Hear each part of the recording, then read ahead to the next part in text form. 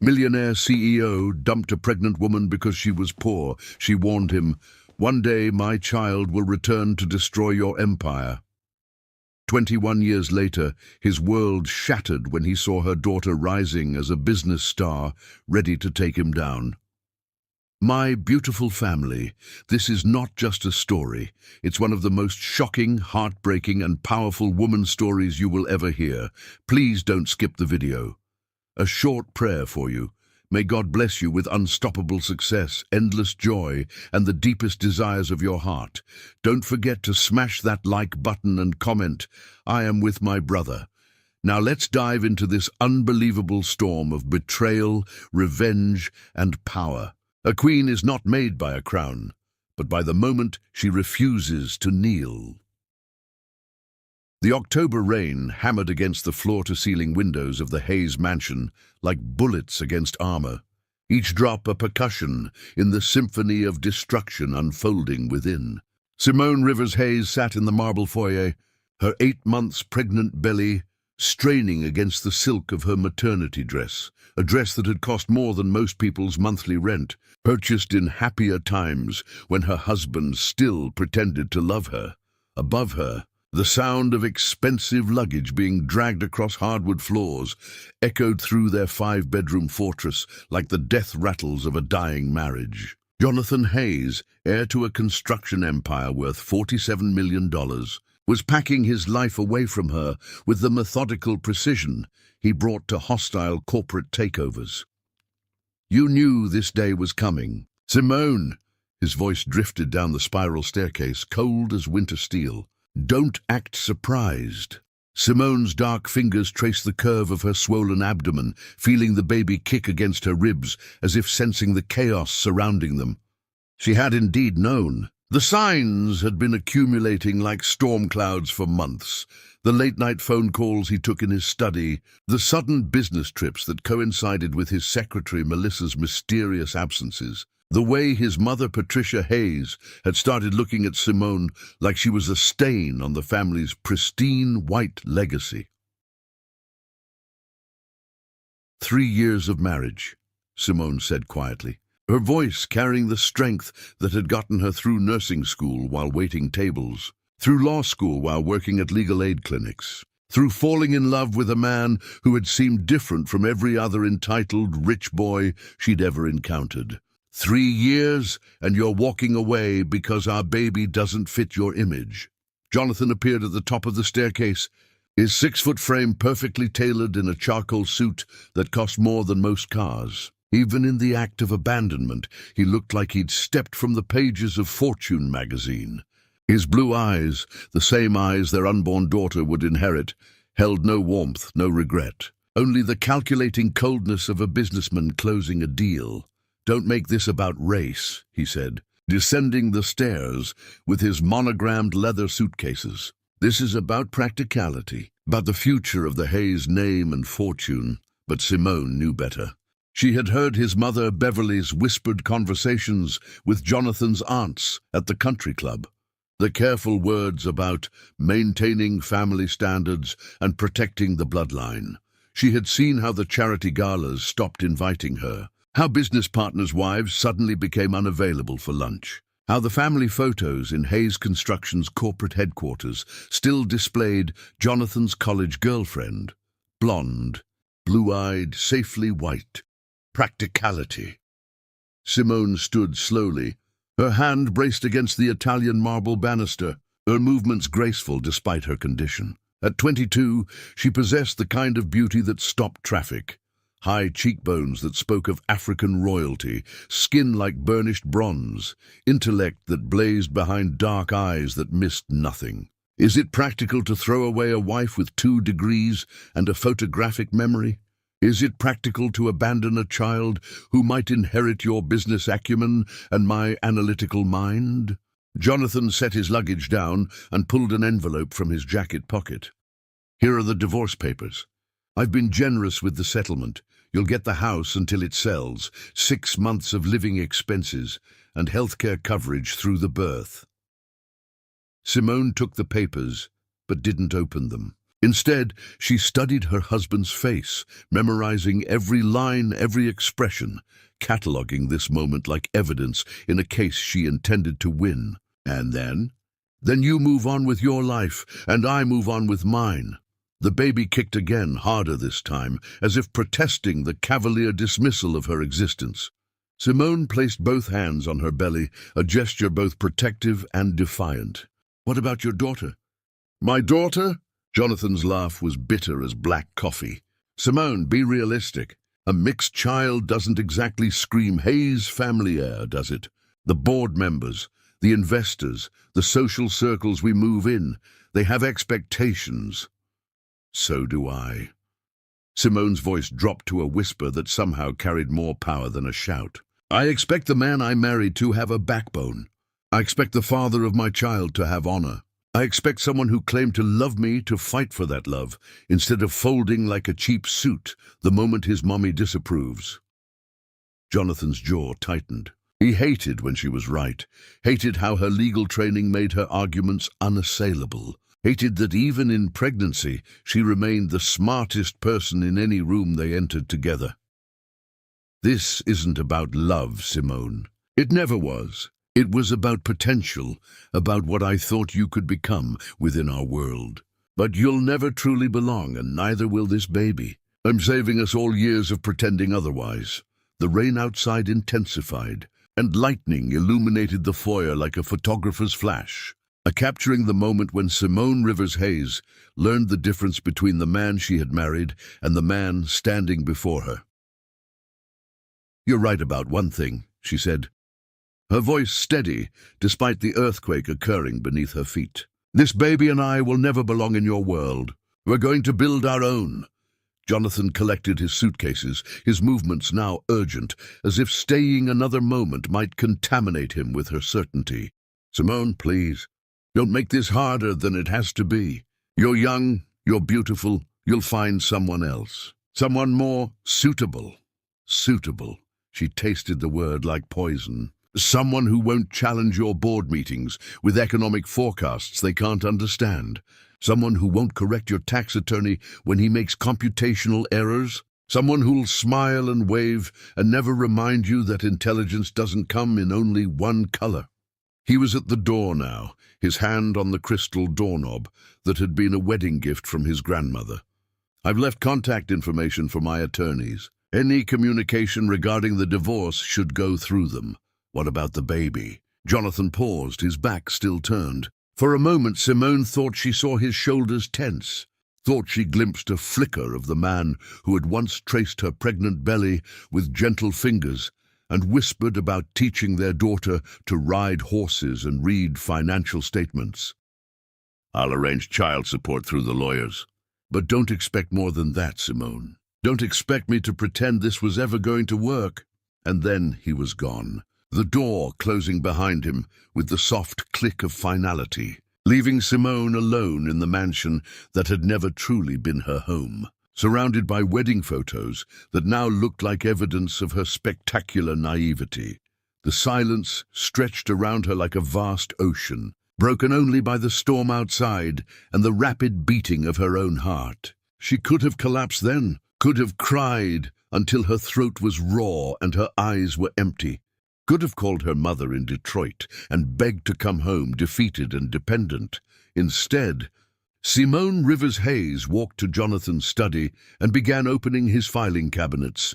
If her soon-to-be ex-husband thought she had spent 3 years as his wife without learning the inner workings of Hayes Construction, he was about to receive his first education in the true depths of her intelligence. The offshore accounts in the Cayman Islands, the tax shelters that skirted the edge of legality, the bribes disguised as consulting fees, the safety violations covered up with cash payments to inspectors.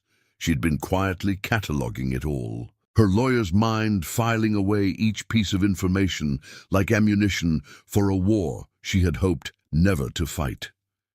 Now, 8 months pregnant and abandoned, Simone began photographing every document with the digital camera Jonathan had bought her for their last anniversary. Each click of the shutter was a promise, to herself, to her unborn daughter. to the legacy they would build from the ashes of this betrayal. Her phone buzzed with a text message from an unknown number. "Enjoy the house while you can. Don't get too comfortable. B. Beverly." His mother had wasted no time in making her position clear. Simone smiled for the first time in weeks, her reflection in the study window showing a woman transformed. The girl who had been abandoned was gone. In her place stood someone harder, someone hungrier, someone who had just learned that the most dangerous opponent is one who has nothing left to lose and everything to fight for. Jonathan Hayes thought he was abandoning a desperate girl he had just awakened, a woman who would burn his empire to ash. Chapter Scene 2. The Birth of a Queen. The strongest fortresses are built by women who had nowhere left to retreat. The ice storm that descended upon Chicago turned the city into a crystal cathedral, beautiful and treacherous. Power lines snapped under the weight of frozen rain, plunging entire neighborhoods into darkness, while emergency vehicles crawled through streets that had become skating rinks. Inside Northwestern Memorial Hospital, the fluorescent lights flickered ominously as backup generators hummed their mechanical prayers against the storm. Simone Rivers Hayes gripped the hospital bed rails, her knuckles pale against the white metal as another contraction seized her body like a vice made of fire. The monitors beside her bed beeped their electronic symphonies, tracking heartbeats, hers rapid and strong, her daughter's steady as a metronome counting down to freedom. It had been exactly 1 month since Jonathan's abandonment, 1 month since she had discovered the true nature of the man she had married. The contractions had started at 3 in the morning while she sat in his former study, finalizing the paperwork to sell his collection of rare whiskey. The irony had not been lost on her, their daughter choosing to make her entrance while Simone liquidated the last vestiges of her marriage. "How are we doing, sweetheart?" Dr. Angela Foster entered the delivery room, her scrubs pristine despite having been on call for 18 hours. She was the head of obstetrics, a woman who had delivered over 3,000 babies and could read the signs of complicated births like prophecy written in vital signs. "We're magnificent," Simone replied through gritted teeth, refusing to admit weakness even as her body prepared to split in half. She had been in labor for 14 hours, her water breaking while a blizzard raged outside, and her phone remained silent as a tomb. No calls from the man whose child was fighting to be born. "Any word from your husband?" asked Diane, the delivery nurse whose kind eyes had seen too many women labor alone. She adjusted Simone's monitors with practiced efficiency, her movements gentle despite the chaos erupting throughout the hospital as the storm knocked out power grids across the city. "I don't have a husband," Simone said flatly, her voice carrying no trace of self-pity. "I have a daughter, and that's all I need." The truth was more complicated, of course. Jonathan's divorce papers sat signed on her kitchen counter, but the legal dissolution wouldn't be final for weeks. Technically, he remained her husband, and the baby crowning between her legs remained his legal daughter. But technicalities were for courtrooms and contracts. In the sacred space between a mother's thighs and her child's first breath, only truth mattered.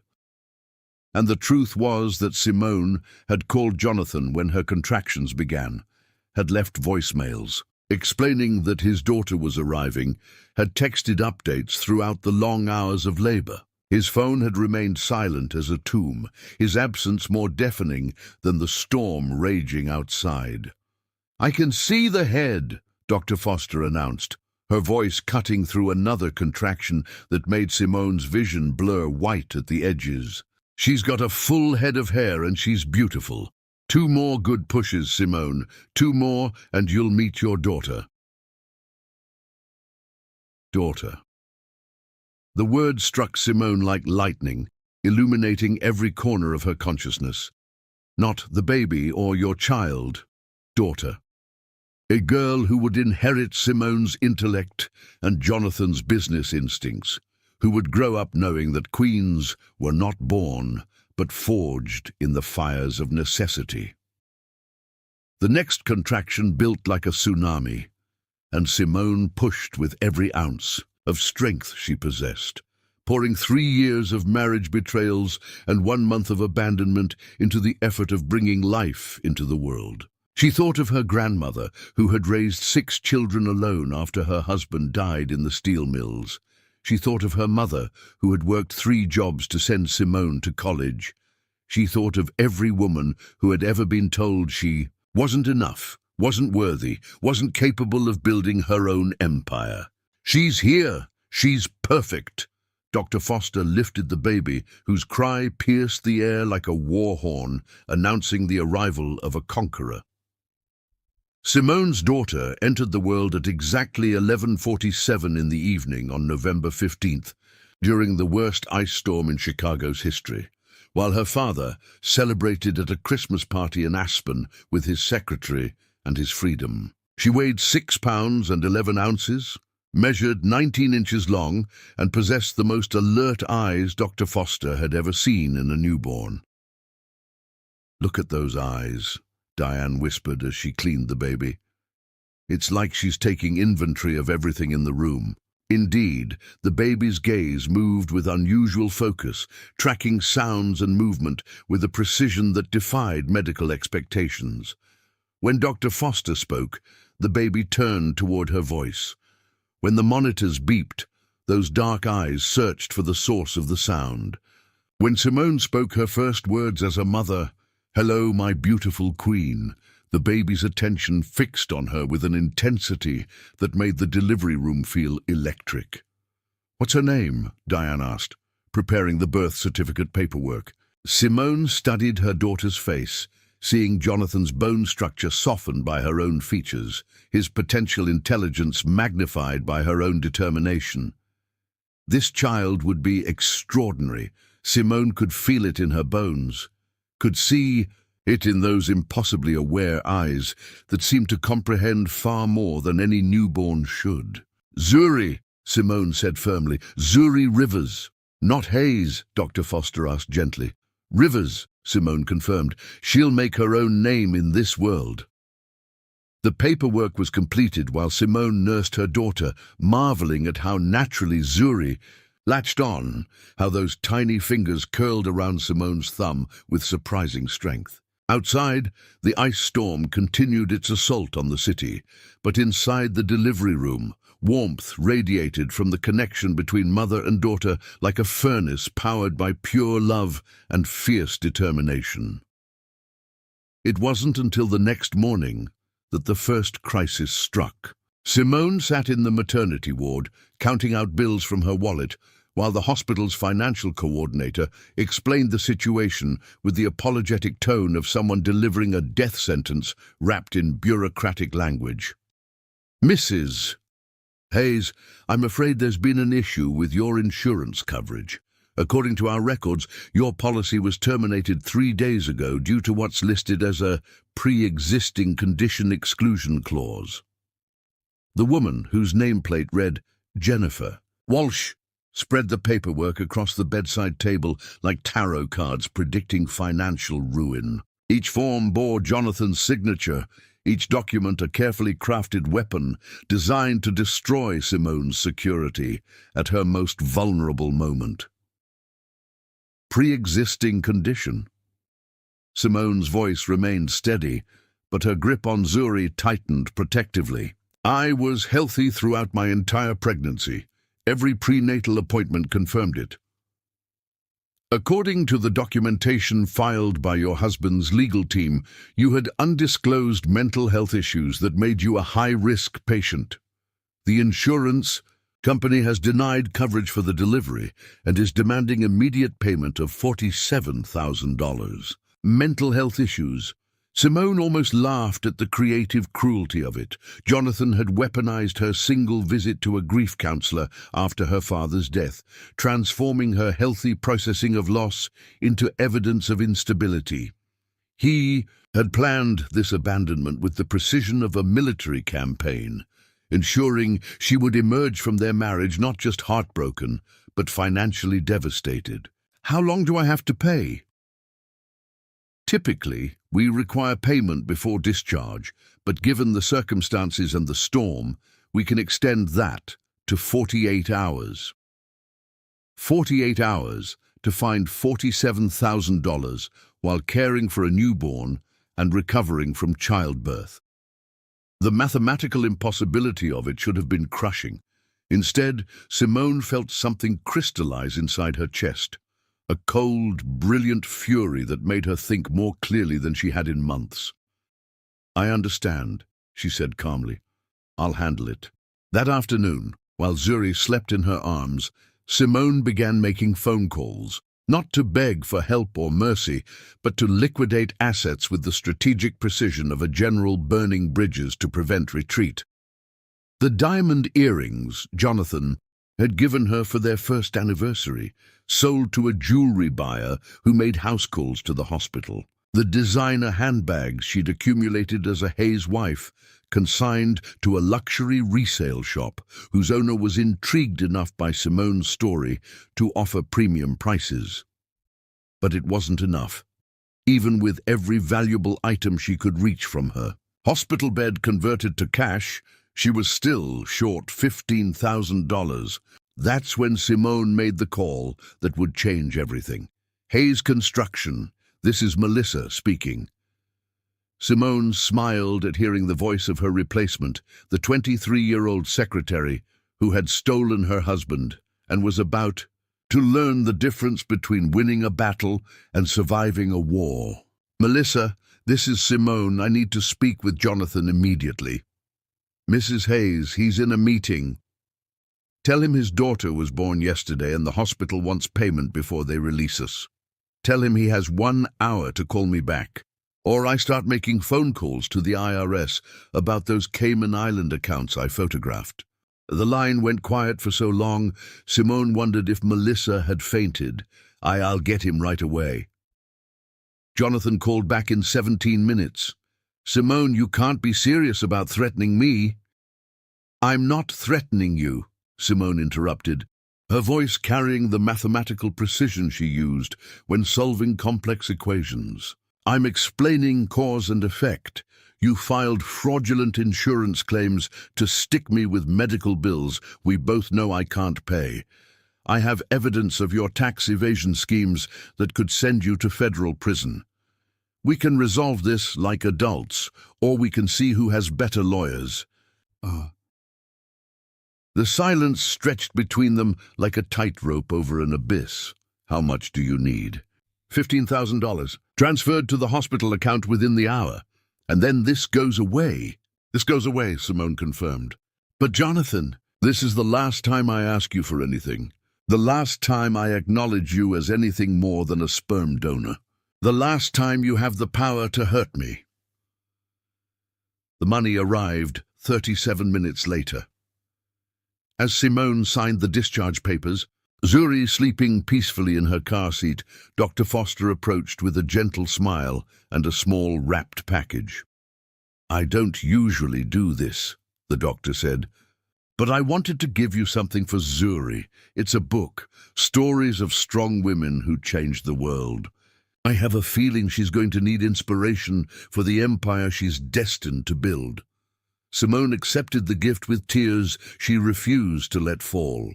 "How did you know?" "Honey, I've delivered thousands of babies. Some come into this world ready to follow. Others come ready to lead. Your daughter." Dr. Foster glanced at Zuri, whose eyes were open despite the late hour, tracking the conversation with impossible focus. "She's going to rule whatever kingdom she chooses to build." As Simone carried Zuri through the hospital corridors toward the exit, past the other new mothers with their supportive husbands and extended families, she felt no envy or loneliness. Instead, she felt the weight of infinite possibility. The ice storm had ended, leaving Chicago transformed into a crystalline wonderland that sparkled under the winter sun. The city looked different, cleaner, as if the storm had washed away everything unnecessary and left only what was strong enough to survive. Simone loaded Zuri into the back seat of her Honda Civic, not the luxury SUV Jonathan had driven away, but reliable transportation that belonged entirely to her. As she started the engine, her daughter made a sound that could have been interpreted as contentment, or could have been the first note of a war cry that would echo through the business world for decades to come. "Welcome to the world, Queen Zuri," Simone whispered as they drove toward their uncertain but uncompromising future. "Your empire awaits."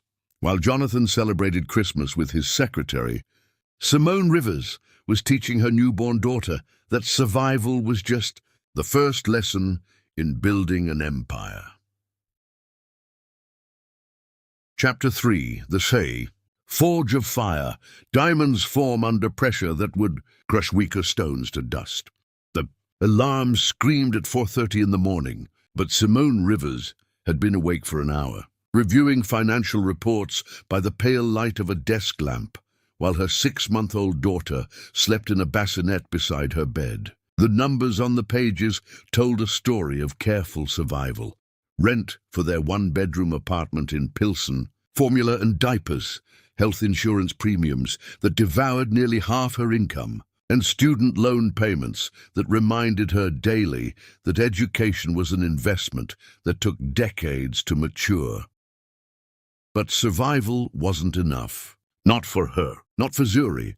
By 5:15, Simone was dressed in scrubs, her hair pulled back in the severe bun required by Metro General Hospital's nursing department. She moved through their small apartment with the efficiency of someone who had learned to accomplish in minutes what most people needed hours to complete. Coffee brewing, bottles prepared, diaper bag packed, and baby carrier loaded with everything Zuri would need for another 18-hour day that blended 3 different jobs into one exhausting marathon of necessity. Zuri watched it all with eyes that seemed to catalogue every movement, every decision, every moment of controlled chaos. At 6 months old, she rarely cried, not because she was unhappy, but because she appeared to understand that noise was counterproductive to their shared mission of building something better from nothing at all. "Morning, beautiful queen," Simone whispered as she lifted Zuri from the bassinet. "Ready for another day of conquering the world?" Zuri responded with what could generously be called a smile, or more accurately, the expression of someone who was mentally calculating the optimal path toward world domination. Her dark eyes, Jonathan's eyes, though Simone tried not to think about that, tracked everything with the focus of a surveillance camera recording evidence for future use. The commute to Metro General took 43 minutes on the L, during which Zuri observed the other passengers with the intensity of an anthropologist studying an unknown civilization. She seemed particularly fascinated by people talking on cell phones, her head tilting as if she were decoding the economics of each conversation. Metro General Hospital existed in a state of barely controlled chaos that made it the perfect training ground for someone learning to thrive under pressure. As a charge nurse in the emergency department, Simone managed 12 other nurses while treating everything from gunshot wounds to heart attacks to the mundane emergencies that comprised the bulk of urban medicine.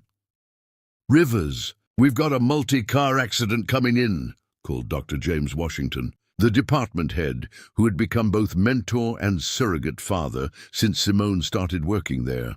4 victims, 2 critical. "You ready to run the show?" "Always," Simone replied, settling Zuri into the hospital daycare that served the children of staff members who couldn't afford traditional childcare. It was a colorful room filled with toys and books, staffed by retired nurses who treated the children like grandchildren they'd never had. For the next 8 hours, Simone orchestrated medical emergencies with the precision of a conductor leading a symphony orchestra. She triaged patients, managed supplies, resolved conflicts between doctors with God complexes and nurses with practical experience, and somehow found time to pump breast milk in a supply closet that doubled as her office. During her lunch break, while other nurses complained about their teenagers or planned weekend activities, Simone studied for her MBA classes and worked on her business plan. The notebook she carried everywhere was filled with calculations, strategies, and projections for Rivers Consulting, a financial advisory firm that existed only in her imagination and in the meticulous planning that would eventually make it real. At 2 o'clock, her shift ended and her second job began. Simone changed from scrubs into a business suit in the hospital parking garage, transforming herself from medical professional to financial consultant in the time it took most people to grab a coffee. She collected Zuri from daycare, where the staff reported the same thing they said every day. That baby never stops watching and learning. It's like she's taking notes. The investment firm of Kraft and Associates occupied 3 floors of a downtown building that had seen better decades. Simone's office was actually a converted storage closet with no windows and barely enough room for a desk and 2 chairs. But it was hers, and it came with access to financial databases that would have cost her thousands of dollars to access independently. Her clients were small business owners who couldn't afford the premium firms that served Jonathan's social circle. Restaurant owners trying to expand, contractors looking to buy equipment, immigrant families planning for college educations they were determined their children would receive. Simone charged reasonable rates and delivered results that put the prestigious firms to shame. "Mrs. Rivers," said Dmitry Volkov, a Russian immigrant who owned 3 auto repair shops and wanted to open a 4th. "My accountant says your projections are impossible. He says no way I make this much profit in first year." Simone spread the financial models across her tiny desk, Zuri balanced on her hip, watching the numbers with the same intensity she brought to everything else. "Your accountant is using outdated formulas that don't account for the demographic shift in your target area. Look at this data on housing development and average vehicle age per household." She walked Dmitry through the analysis, showing him how the new residential construction in his area would create a customer base of young families with older cars. Exactly the demographic that needed reliable, affordable automotive repair. Her projections weren't optimistic, they were mathematical. "You see pattern I miss," Dmitry said, nodding with the respect of someone who recognized expertise when he encountered it. "You help me build empire, yes?" "We help each other build empires," Simone corrected. "That's how business should work." By 8 o'clock, Simone's consulting clients had gone home to their families, and her third job began. She converted her office into a tutoring center, helping high school students with advanced mathematics and college-bound adults with accounting principles. The pay was modest, but it served 2 purposes: additional income and intellectual stimulation that kept her mind sharp for the bigger game she was planning to play. "Miss Rivers," said Keisha Williams, a 17-year-old whose single mother worked 3 jobs to pay for SAT prep classes. "I don't understand how you do all this with a baby."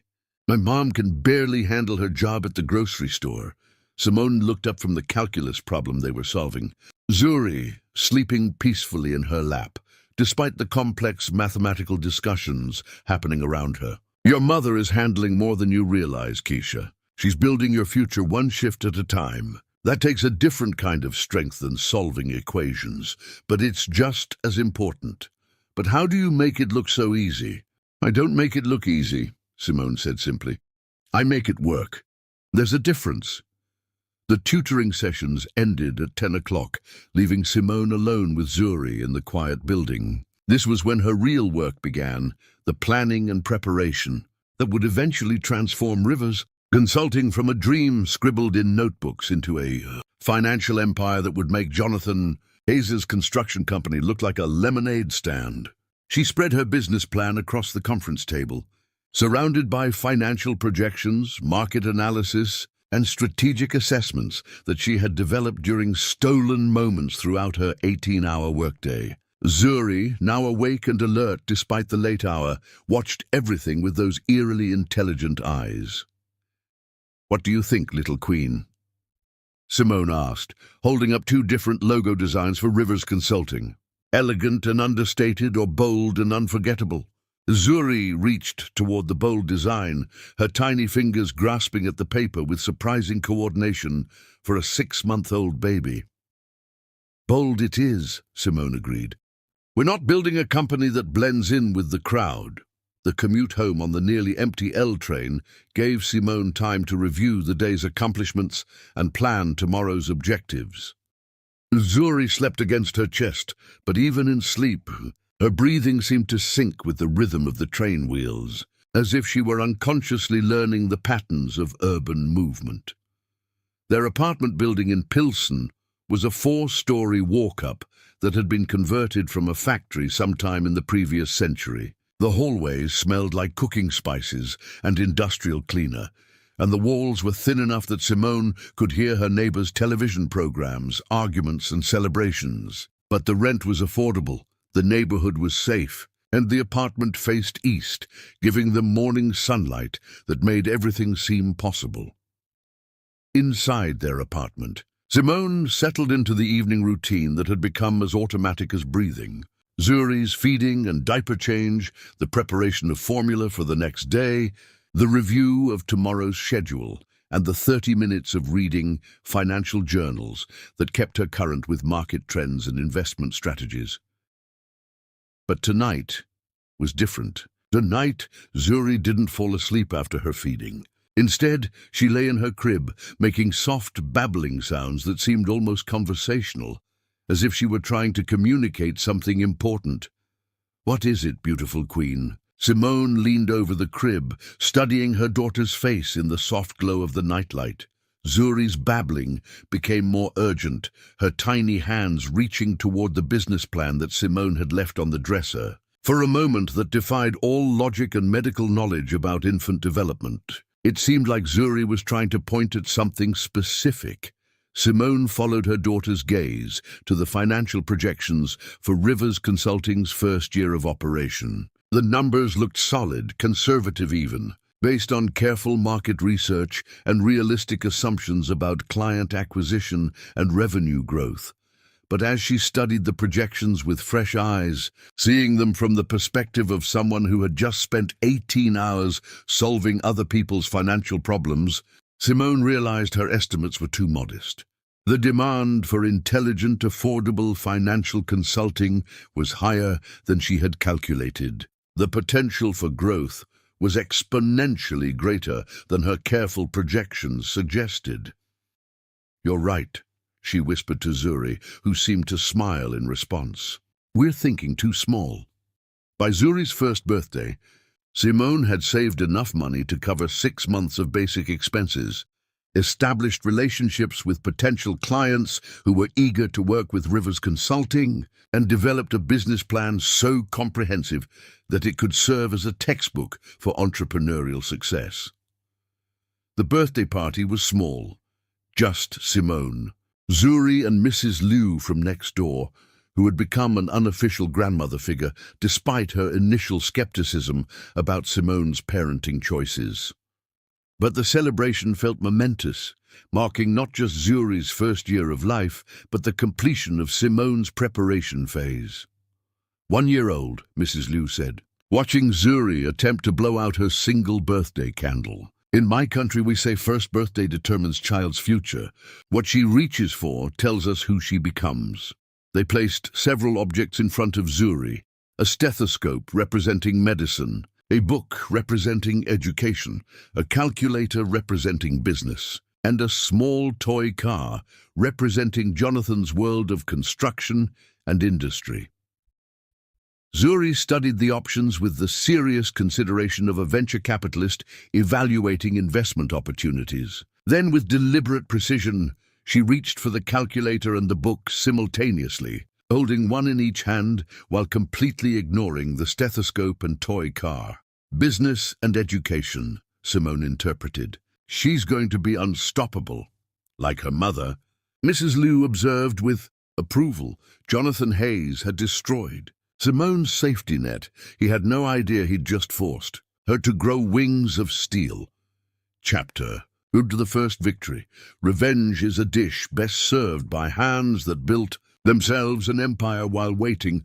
The mahogany conference table at Chicago City Hall gleamed under fluorescent lights as Simone Rivers arranged her presentation materials with the precision of a surgeon preparing for a life-saving operation. Across from her sat three representatives from Hayes Construction, including Jonathan himself, who had arrived 15 minutes late in a display of arrogance that would have intimidated a lesser opponent. But Simone was no longer the abandoned wife he had discarded 3 years ago. At 25, she commanded Rivers Consulting with the authority of someone who had transformed 18-hour workdays into stepping stones toward empire. Her black suit was tailored perfectly, her presentation bound in leather that whispered power, her confidence radiating the kind of energy that made city officials lean forward in anticipation. 2-year-old Zuri sat beside her in a miniature chair, dressed in a navy dress that matched her mother's professional attire.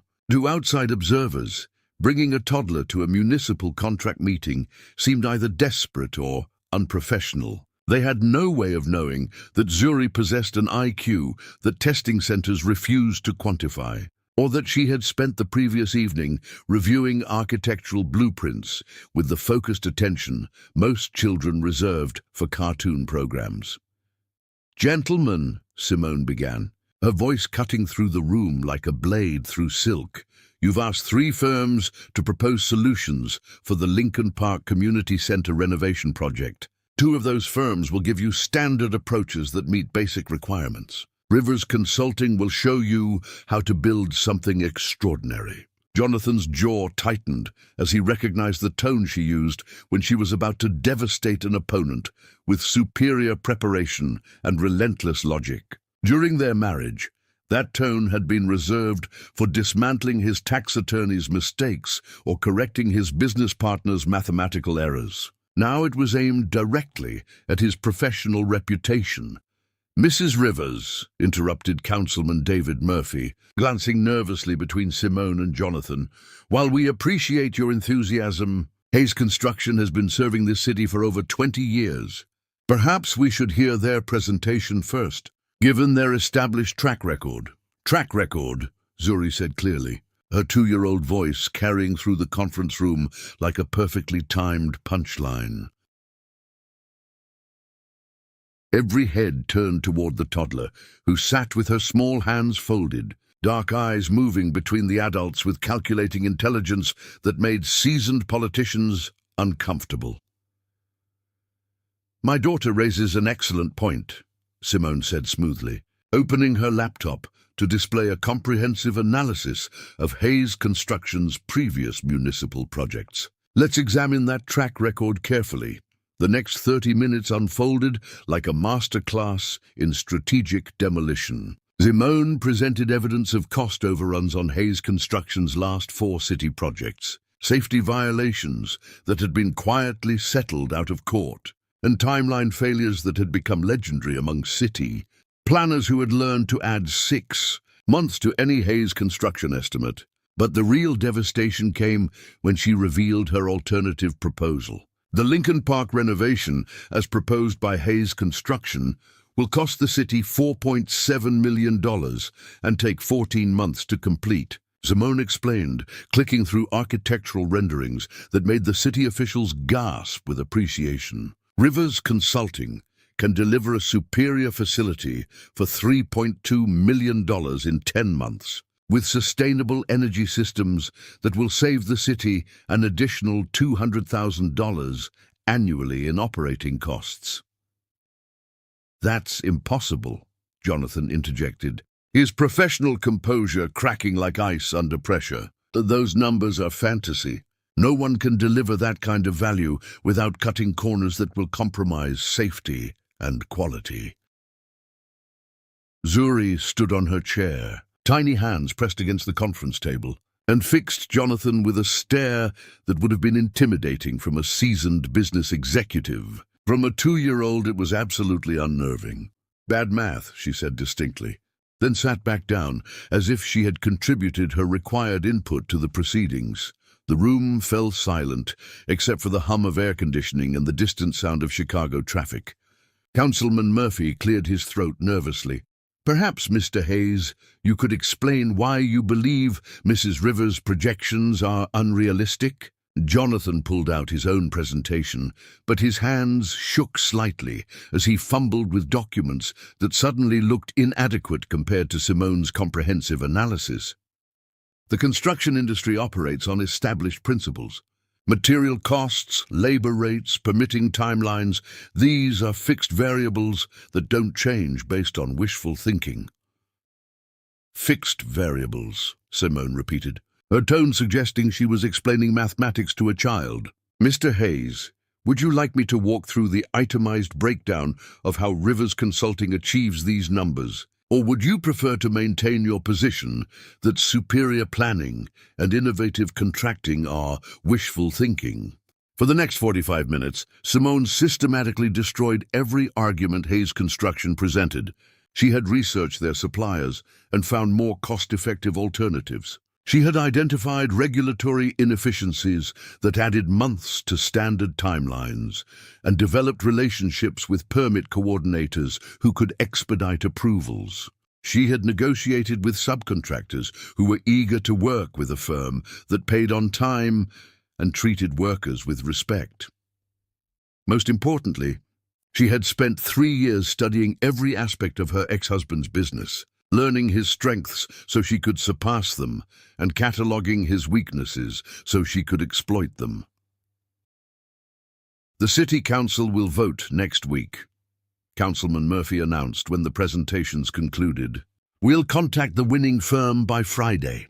As the meeting dispersed, Jonathan lingered near the conference table, studying Simone with a mixture of recognition and disbelief that made her feel like she was watching someone discover that their discarded lottery ticket had been worth millions. "Simone," he said quietly, "I didn't know you were in the construction consulting business." "There are many things you don't know about me, Jonathan," she replied, packing her materials while Zuri climbed into her lap with the easy confidence of someone who had never doubted where she belonged. "That's what happens when you abandon someone without bothering to learn who they really were. That's not... Look, can we talk privately?" Simone lifted Zuri into her arms, noting how her daughter's attention focused on Jonathan with the same analytical intensity she brought to complex mathematical problems. "We are talking. Right here, right now. Lord, what did you want to say?" "I made mistakes 3 years ago. I was young, I was pressured by my family, I wasn't ready for the responsibilities of marriage and fatherhood. But seeing you here, seeing what you've accomplished, maybe we could—" "No," Zuri said firmly, her small voice cutting through Jonathan's carefully rehearsed reconciliation speech. Simone smiled, kissing her daughter's forehead. "My business consultant has spoken. I trust her judgment completely." That evening, Simone received the call that would change everything. "Mrs. Rivers," Councilman Murphy's voice carried the satisfaction of someone delivering excellent news.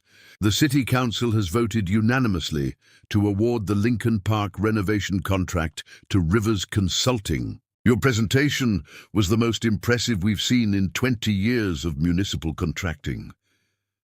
Simone set down her phone and looked at Zuri, who was sitting at the kitchen table, working through a book of mathematical puzzles designed for children 3 times her age. "We won, beautiful queen. Our first major victory."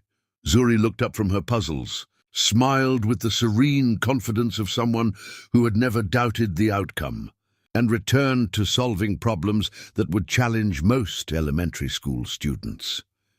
The next morning brought the first consequences of their victory. The Chicago Tribune's business section featured a front-page article titled, "David and Goliath, Small Consulting Firm Defeats Construction Giant for City Contract."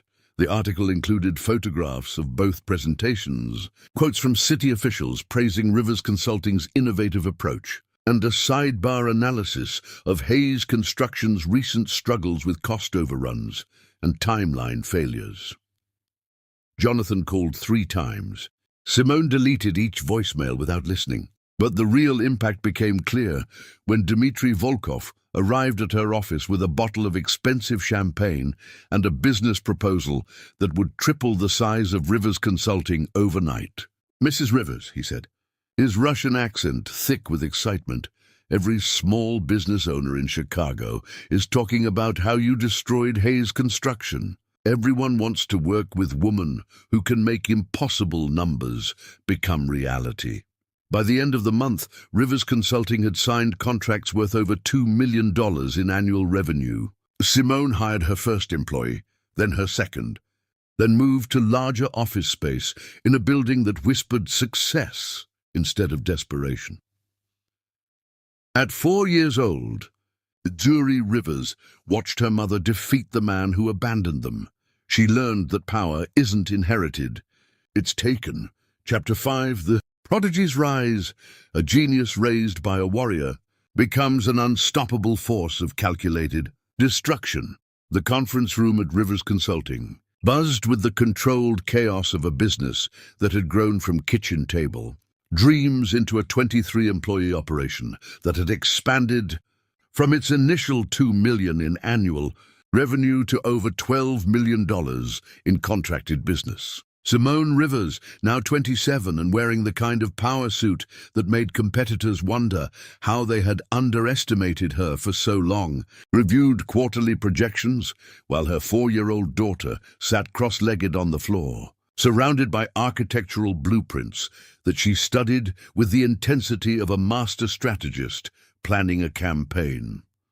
"Mama," Zuri said without looking, up from the complex diagrams, "Mr. Volkov's warehouse expansion has a structural inefficiency in the southeastern corner that will cost him an extra $400,000 if we don't redesign the support beam configuration." The room fell silent. 3 senior consultants, 2 junior analysts, and 1 structural engineer stopped their discussions to stare at the preschooler who had just identified a flaw that had eluded their collective expertise for 2 weeks. "Show me," Simone said calmly, as if having construction analysis provided by someone who still needed a booster seat was the most natural thing in the world. Zuri stood, walked to the blueprint table with the confident stride of someone who had never doubted her right to command attention, and began tracing structural lines with a finger that barely spanned the width of a pencil mark. "See here," she explained, her vocabulary far exceeding that of children twice her age.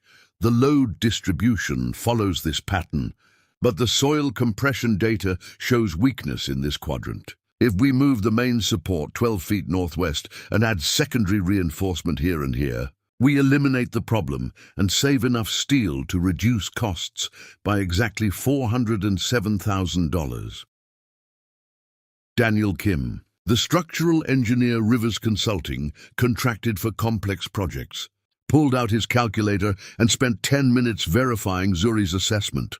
When he looked up, his expression mixed professional admiration with the kind of bewilderment reserved for witnessing the impossible.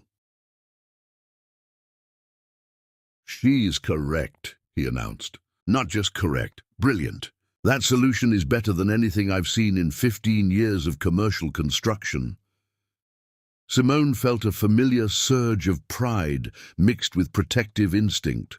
Zuri's intellectual gifts were becoming impossible to hide, and she knew that extraordinary children attracted both opportunities and dangers in equal measure. That afternoon brought a call that would test every strategic skill Simone had developed during her years of building empire from necessity. "Mrs. Rivers," said the voice on the phone, crisp with bureaucratic authority, "this is Linda Walsh from the Department of Children and Family Services.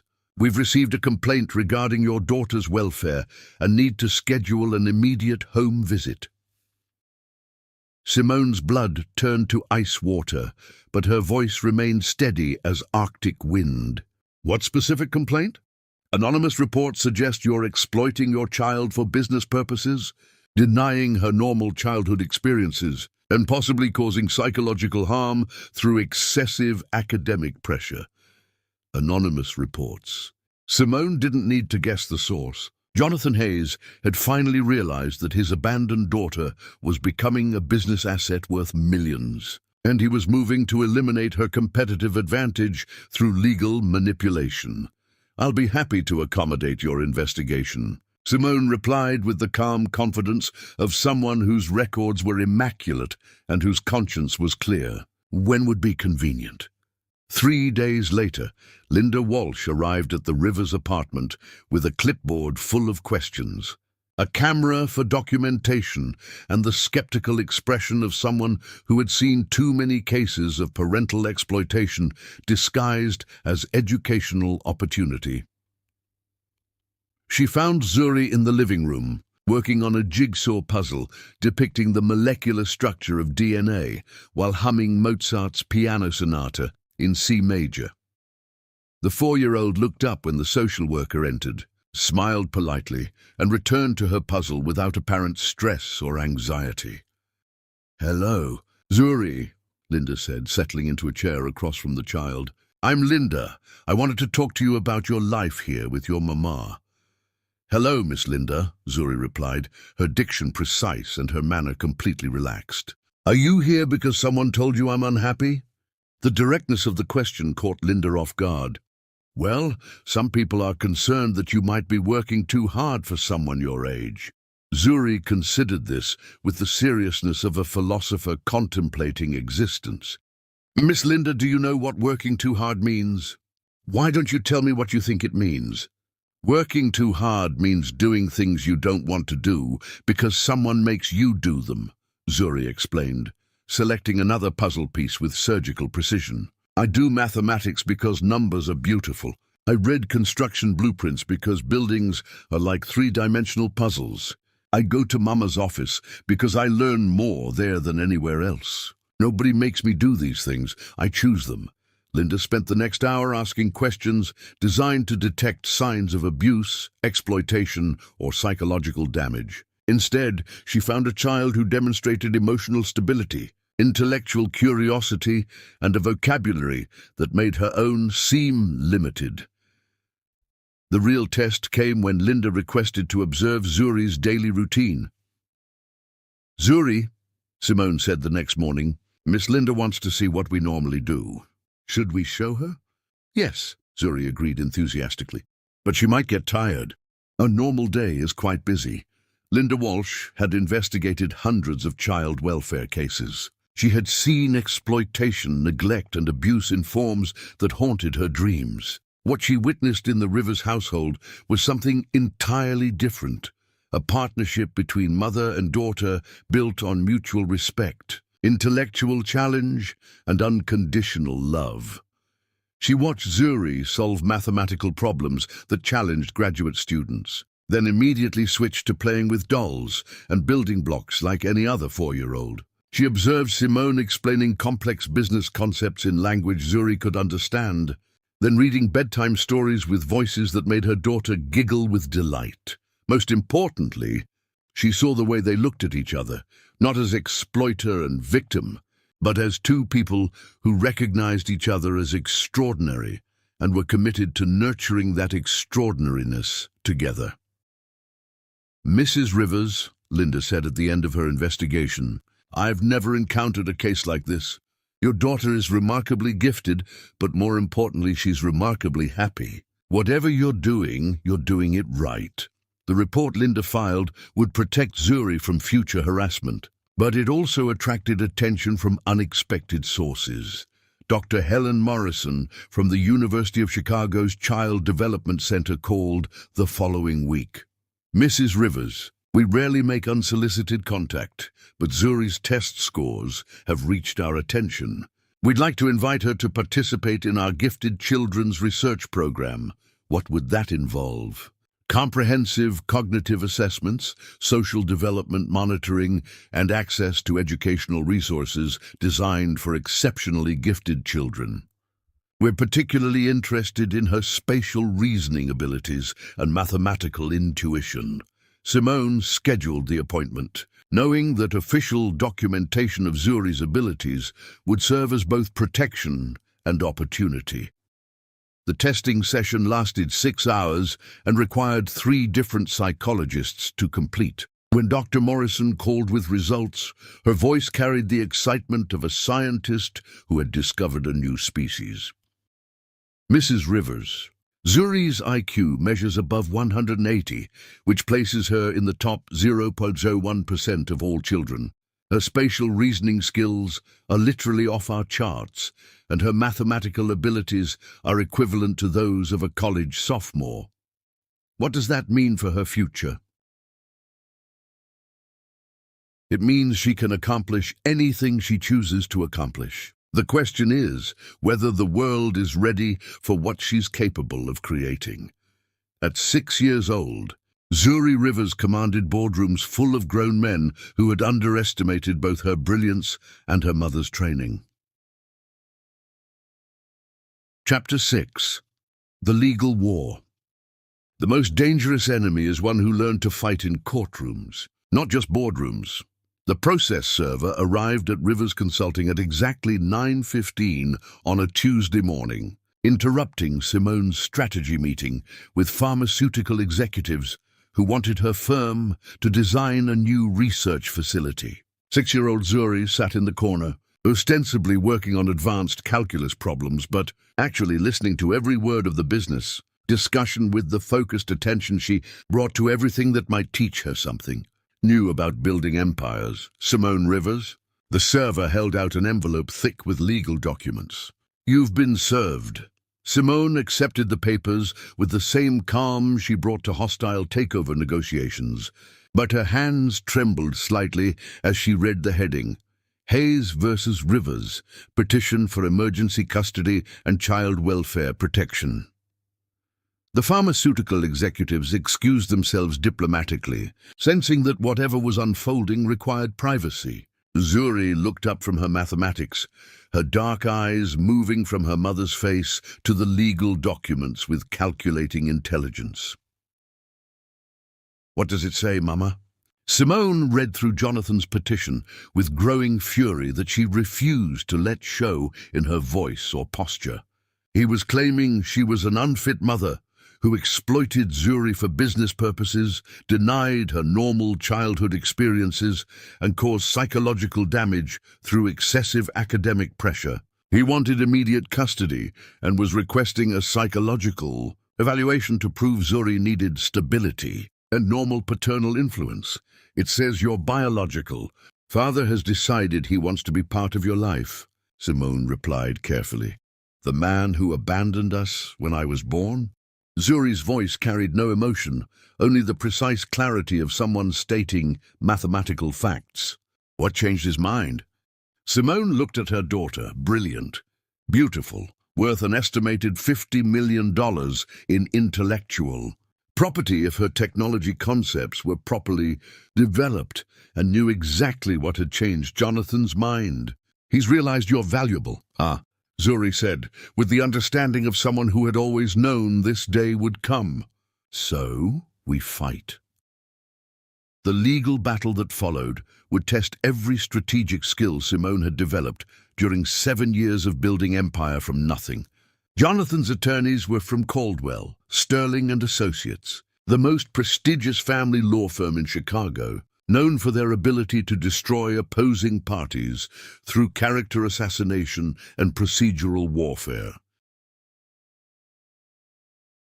Simone hired Rebecca Torres from Torres Family Law, a brilliant attorney who had built her reputation defending women against wealthy ex-husbands who used custody battles as weapons of financial and emotional warfare. "Simone," Rebecca said during their first strategy meeting, "Jonathan Hayes has unlimited resources and social connections that extend to the judicial system. This won't be a fair fight. Fair fights are for people who haven't spent years planning for war," Simone replied. "What's their strategy?" "They're going to paint you as an obsessive stage mother who's exploiting Zuri's intelligence for your own financial gain. They'll claim she's under constant pressure has no normal childhood experiences, and needs the stability of a traditional two-parent home. But Jonathan's legal team proved more ruthless than either woman anticipated. The first devastating blow came in the form of newspaper headlines that appeared 3 days after the custody filing. Child prodigy or exploited genius. Local mother accused of using daughter's gifts for business profit. The Chicago Sun-Times article featured photographs of Zuri at business meetings, quotes from unnamed sources claiming she was overworked and stressed, and expert opinions about the psychological dangers of pushing gifted children beyond normal. Developmental boundaries. Simone's business. Phone began ringing immediately. Clients cancelled contracts, potential projects were put on hold, and employees started updating their resumes as Rivers Consulting's reputation crumbled under media scrutiny. 6 major clients cancelled contracts within the first week. Rivers Consulting's projected annual revenue dropped from $12 million to $4 million overnight. But the most painful attack came from an unexpected source. Dr. Helen Morrison from the University of Chicago, who had praised Zuri's intellectual gifts just months earlier, was quoted in the Tribune as saying, "While Zuri Rivers is undoubtedly gifted, there are concerning signs that her natural development may be compromised by excessive focus on adult responsibilities and business activities." The custody hearing was scheduled for October, giving Jonathan's legal team months to systematically destroy everything Simone had built. They filed motions questioning her parenting decisions, demanded access to Zuri's medical and educational records, and requested psychological evaluations from experts who specialized in identifying parental exploitation. Rebecca Torres fought every motion with brilliant legal strategy, but the procedural warfare was designed to exhaust Simone's financial resources and emotional stamina. "They're trying to force you into bankruptcy," Rebecca explained during one of their weekly strategy sessions. "If you can't afford to continue the fight, they win by default. How much will it cost to see this through?" Conservatively, $200,000 in legal fees, expert witnesses, and court costs, Simone calculated quickly. She had approximately $150,000 in savings and assets she could liquidate. She would need to mortgage her business and personal assets to fund a legal battle that could destroy everything she had built. "Do it," she said without hesitation. The psychological evaluation phase nearly broke her resolve.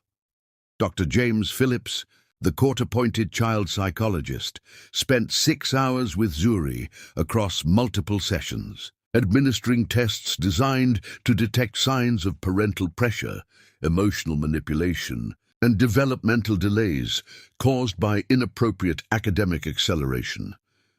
When his report was filed with the court, it contained language that made Simone's blood run cold. Subject displays signs of anxiety related to performance expectations and appears to have been conditioned to prioritize intellectual achievement over normal childhood development. Recommendation for supervised visitation with biological father, while primary custody transitions to more stable parental environment. The night before the custody hearing, Simone found Zuri in her bedroom, surrounded by legal documents she had somehow obtained from Rebecca's briefcase. Her daughter had created a detailed timeline on construction paper, mapping out every attempt Jonathan had made to contact them over the years, which amounted to exactly 0 genuine efforts. "Mama," Zuri said without looking up from the papers, "I understand what's happening tomorrow. He's going to claim he stayed away because he thought it was better for us. But I've read the custody petition, the psychological evaluations he requested, and the media strategy his PR firm filed with the court." Simone's breath caught. "How did you—" "Rebecca left her briefcase open during your last meeting. I memorized everything."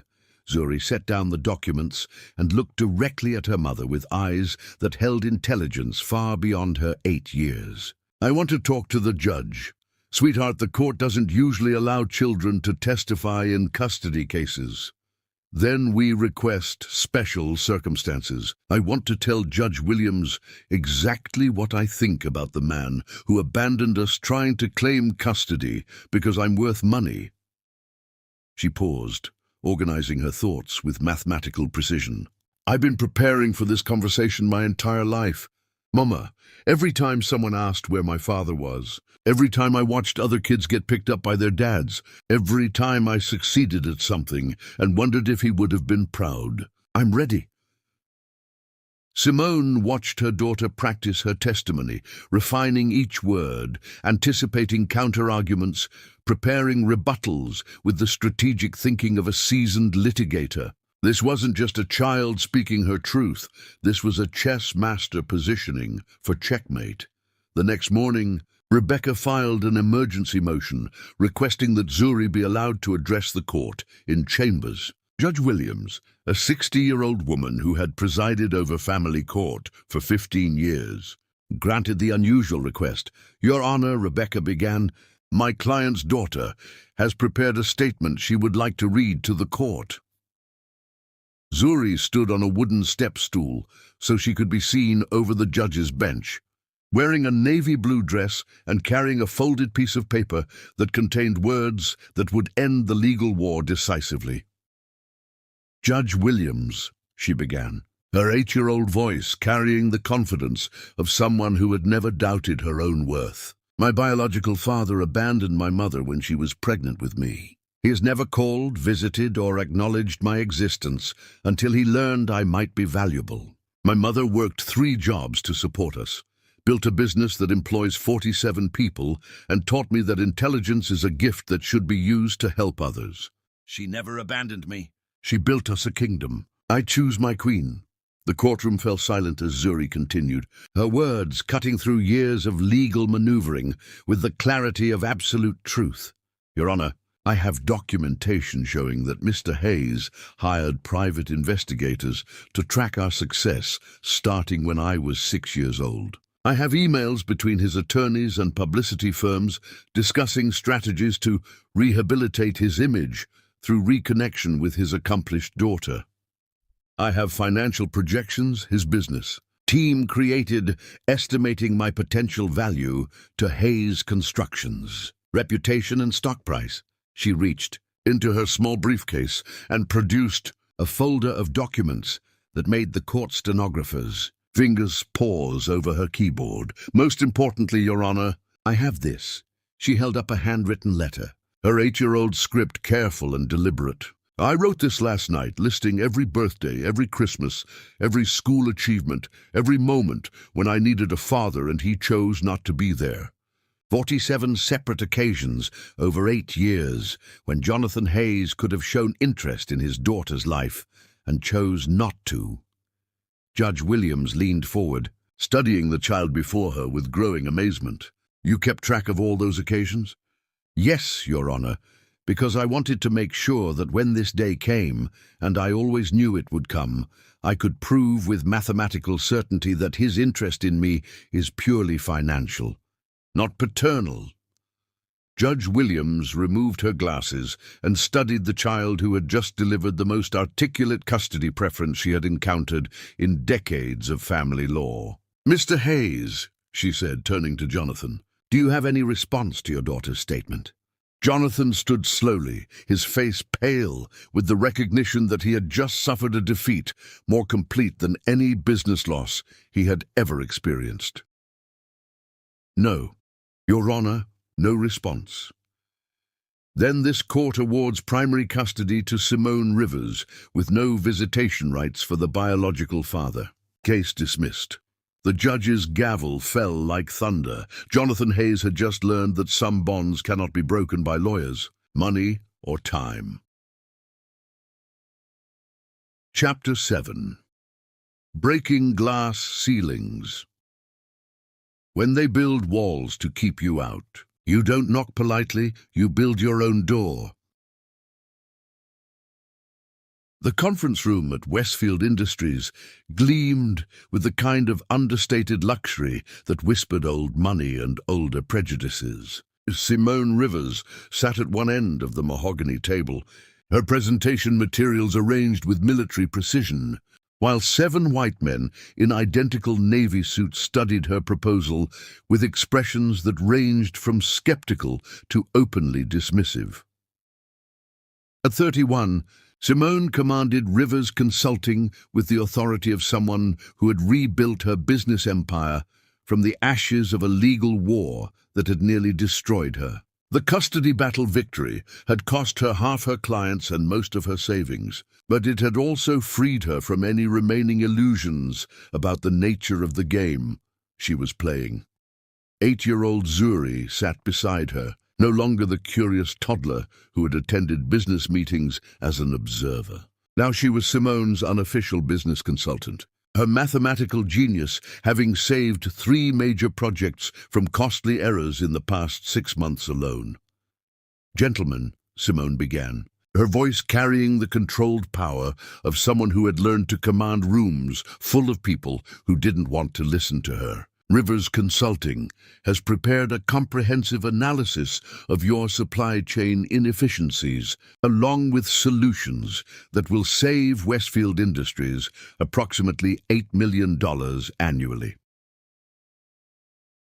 The presentation that followed was flawless. Simone had spent months researching Westfield's operations, identifying redundancies and waste that their own executives had overlooked, developing strategies that would revolutionize their manufacturing processes while cutting costs by 30%.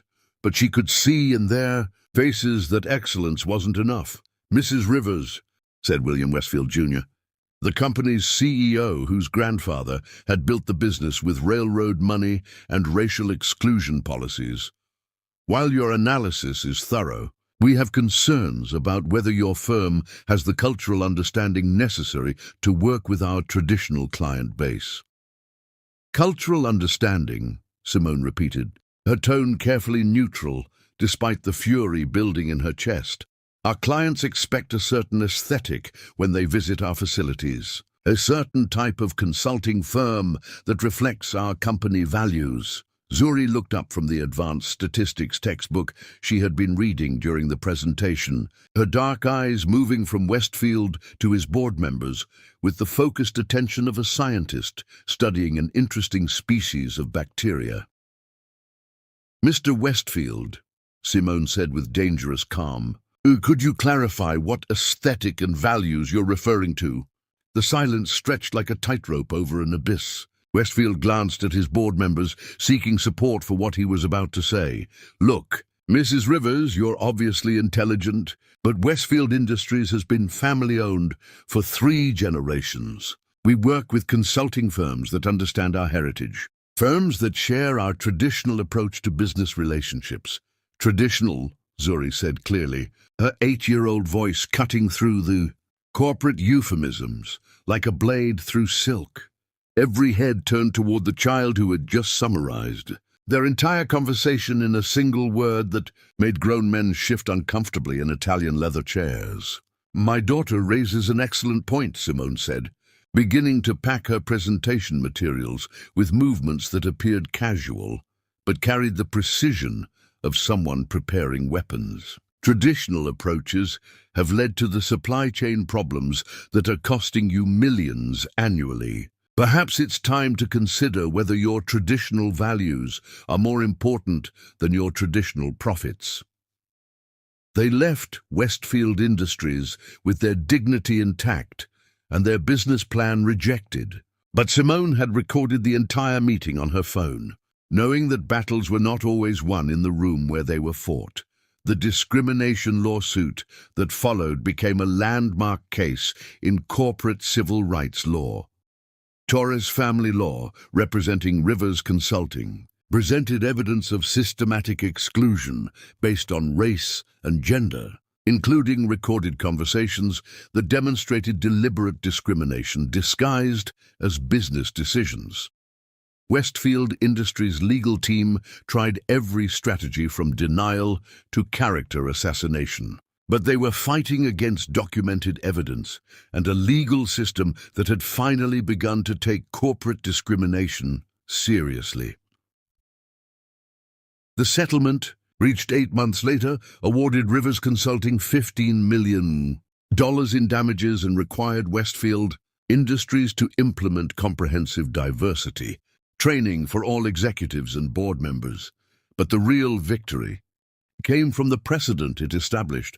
Within weeks of the settlement announcement, Simone's phone began ringing with calls from companies that wanted to avoid becoming the next Westfield Industries. Executives who had previously dismissed her firm suddenly discovered urgent needs for consulting services that only Rivers Consulting could provide. Meanwhile, Zuri faced her own battles with systemic barriers that sought to limit her potential. Hawthorne Academy, the elite private school where Simone had enrolled her daughter, represented everything that old money and older prejudices could create. The student body was 97% white, 99% wealthy, and 100% convinced that intellectual superiority was determined by bloodline rather than ability.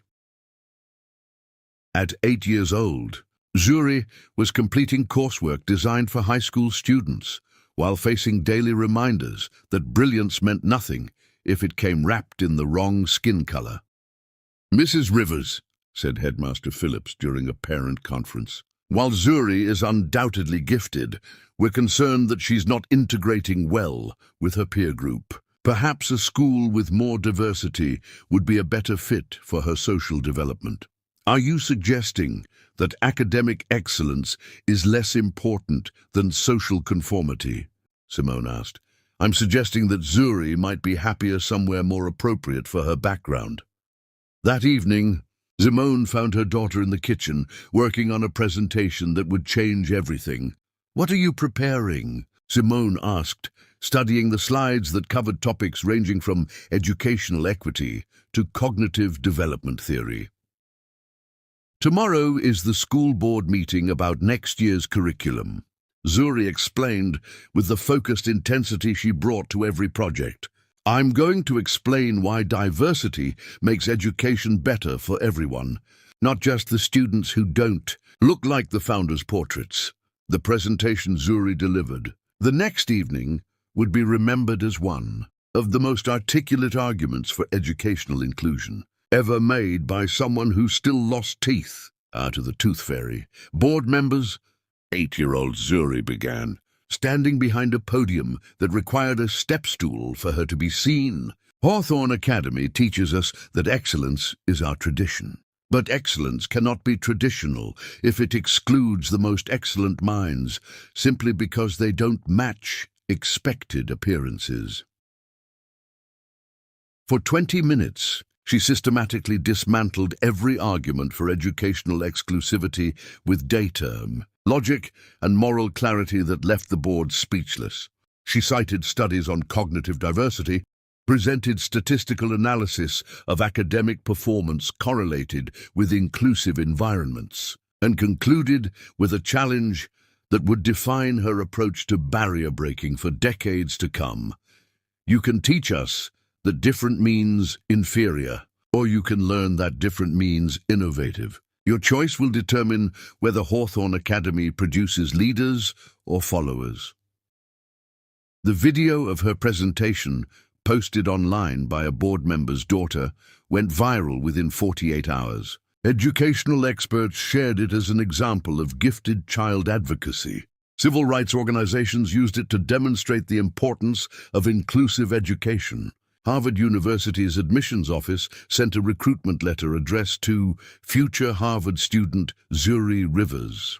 While competitors whispered that Simone Rivers had gotten lucky, she was busy proving that excellence speaks louder than prejudice. Chapter: Teet, the next generation. The daughter of a revolution becomes the architect of evolution. The glass conference room at Rivers Consulting buzzed with an energy that made seasoned venture capitalists check their phones to ensure they were in the right meeting.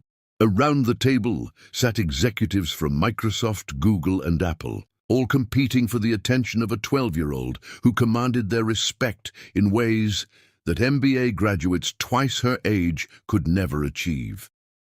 Zuri Rivers stood at the head of the table, her presentation remote steady in her small hand, delivering a pitch that would reshape how the technology industry thought about accessibility and innovation. At 12, she possessed her mother's strategic brilliance magnified by a mathematical intuition that made complex algorithms seem like simple arithmetic. Zuritech's accessibility platform doesn't just help people with disabilities use technology, she explained, clicking through slides that demonstrated revolutionary interface designs. It makes technology more intuitive for everyone. When we design for different kinds of minds, we create better solutions for all minds. The executives took notes with the focused attention of people who recognized they were witnessing the birth of something extraordinary. Zuritech, the company Zuri had founded at 11 with a $5,000 loan from her mother, now generated $2 million in annual revenue and held patents on 17 different accessibility innovations. Simone Rivers, now 35 and commanding a consulting empire that employed over 200 people across 8 cities, watched her daughter negotiate with corporate giants with the same pride and protective instinct she had felt during Zuri's first steps. The difference was that these steps were reshaping entire industries. Miss Rivers, said Jennifer Walsh from Microsoft's accessibility division, we'd like to discuss acquisition possibilities. Microsoft is prepared to offer $50 million for Zuritech, plus a 10-year consulting contract that would make you our youngest executive vice president in company history. 67 million, countered David Kim from Google, plus stock options and complete creative control over our accessibility development division. Zuri listened to each offer with the calm attention of someone who had learned negotiation, tactics by observing her mother dismantle corporate empires with spreadsheets and superior strategy. When the bidding war ended, she had received offers totaling over $150 million from companies desperate to acquire not just her technology, but her mind. Gentlemen, Zuri said with the professional courtesy that made grown executives forget they were being rejected by someone who still needed a learner's permit to drive. I appreciate your interest, but Zuritech isn't for sale. We're building something more valuable than money. We're building change. The meeting ended with handshakes, business cards, and the kind of respectful disappointment that came from being outmaneuvered by superior intelligence. As the executives filed out, discussing backup strategies and licensing agreements, mother and daughter sat alone in the conference room that had become their shared kingdom.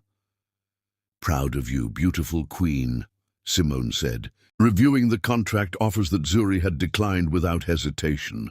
They don't understand yet, Zuri replied, already focused on her next presentation.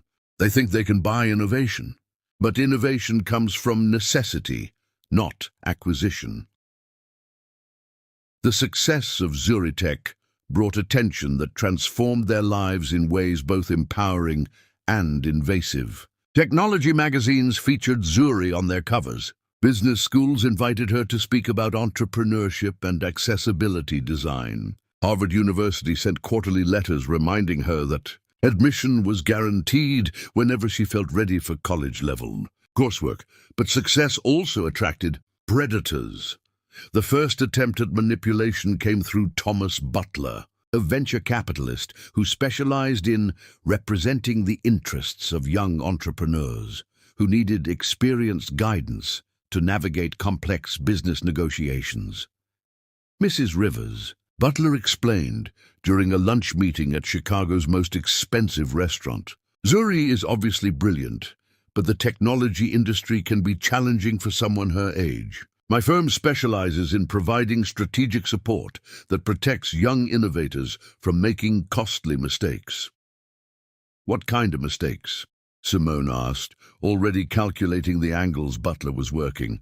Licensing agreements, partnership contracts, intellectual property protections, the kind of complex legal structures that require decades of experience to navigate properly.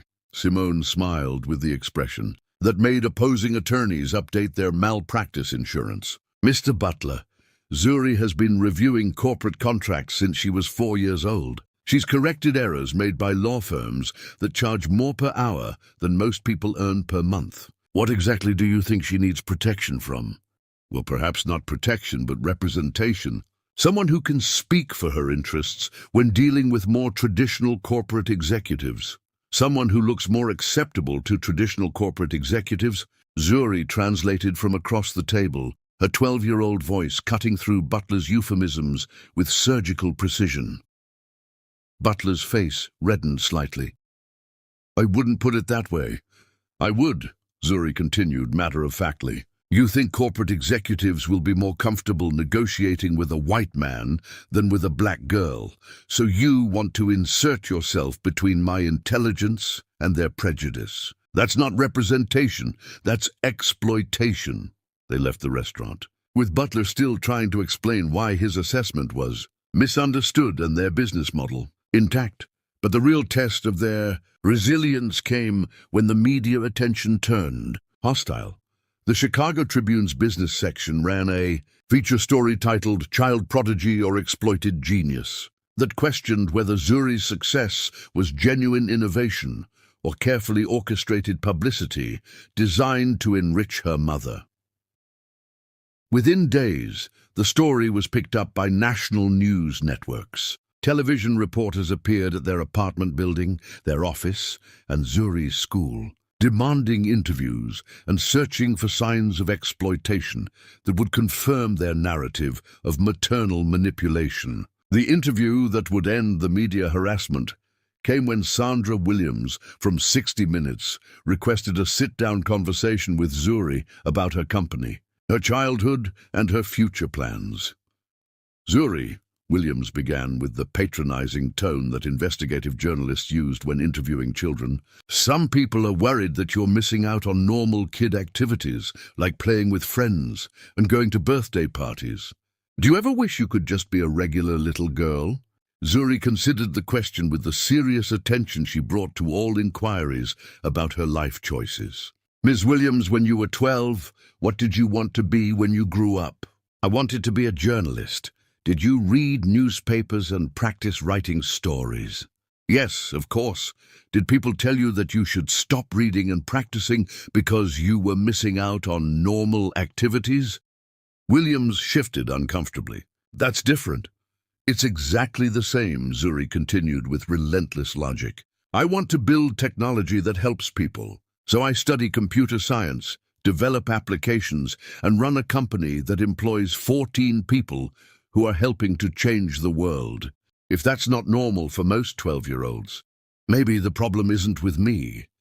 The segment that aired 3 weeks later portrayed Zuri as a brilliant, articulate young woman who had found her passion early and pursued it with the full support of a mother who understood that exceptional children required exceptional opportunities. But the real validation came from an unexpected source. Dr. Helen Morrison, the child development expert who had praised Zuri years earlier before being pressured to recant her support, published a research paper titled Cognitive Excellence and Optimal Development in Gifted Children. The paper used Zuri's development as a case study, demonstrating that intellectually gifted children thrived when given appropriate challenges and suffered when forced into artificially limiting environments. Meanwhile, Zuritech continued growing at a pace that made industry analysts revise their projections monthly. The company's accessibility innovations were licensed to major technology firms, generating revenue that transformed Zuri from a curious child into a serious player in the global technology marketplace. The approach came through Marcus Webb, a business development consultant who claimed to represent interested parties who wanted to discuss partnership opportunities with Zuritech. Miss Rivers, Webb explained during what appeared to be a routine business meeting, my clients are impressed by your accessibility innovations and would like to explore licensing agreements that could expand your market reach exponentially. Who are your clients? Zuri asked with the direct questioning that made adults uncomfortable. Hayes Technology Solutions, Webb replied. They specialize in integrating innovative technologies into established business frameworks. Zuri's expression didn't change, but her mind raced through connections and implications that adults would have needed hours to process. Hayes Technology Solutions was a subsidiary of Hayes Construction, which was owned by Jonathan Hayes, which meant her biological father was trying to buy access to her innovations through intermediaries. "I'll need to review their proposal with my legal team," she said neutrally, giving no indication that she had just unraveled a strategy designed to reconnect him to the daughter he had abandoned. That evening, Zuri researched Hayes Technology Solutions with the thoroughness of a corporate intelligence analyst. What she discovered was a company created specifically to acquire her technology, funded by Jonathan Hayes's personal investment, and designed to give him legitimate business reasons to establish contact with the daughter whose innovations were worth hundreds of millions of dollars. She never mentioned the discovery to her mother. At 12, Zuri Rivers commanded boardrooms full of grown men who had underestimated both her brilliance and her mother's. Draining. Chapter 9. The Revelation. Truth is a weapon that cuts deepest when wielded by those who lived through lies.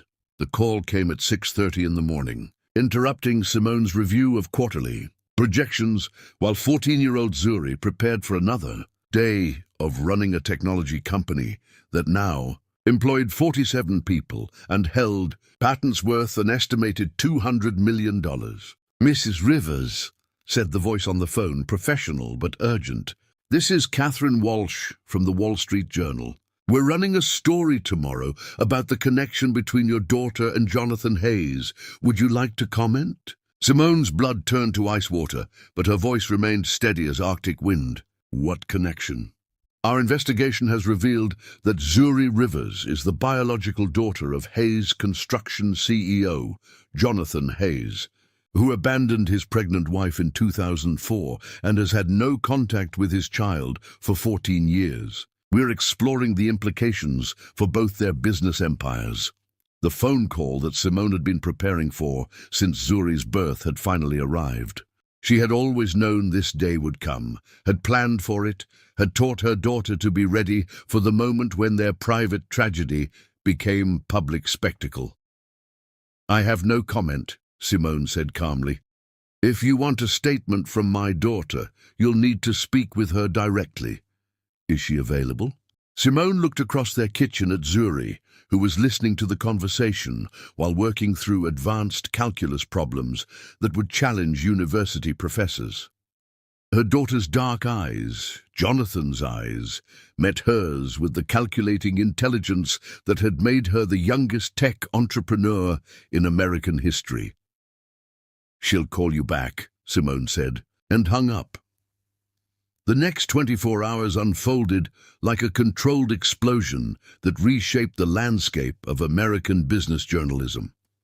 The Wall Street Journal's front-page story ran under the headline, "Tech Prodigy Revealed as Abandoned Daughter of Construction Mogul," with photographs of both Zuri and Jonathan that made their genetic connection undeniable. The article detailed Jonathan's abandonment of his pregnant wife, his complete absence from Zuri's life, and the remarkable success both mother and daughter had achieved without his support or acknowledgement.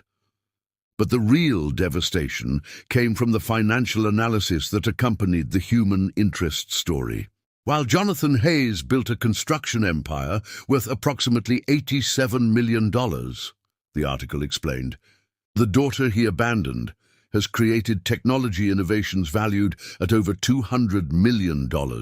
Zuritech's accessibility patents alone generate more annual revenue than Hayes Construction's flagship division. Within hours, every major news network was running segments about the most famous father-daughter story in American business. Jonathan's response came through a carefully orchestrated media campaign that demonstrated he had learned nothing about his daughter's strategic capabilities during their 14 years of separation. He appeared on Good Morning America, with the kind of polished presentation that expensive public relations firms crafted for clients facing reputation crises. I made the difficult decision to stay away from Simone and Zuri because I believed they would be stronger without my interference, he explained to sympathetic hosts.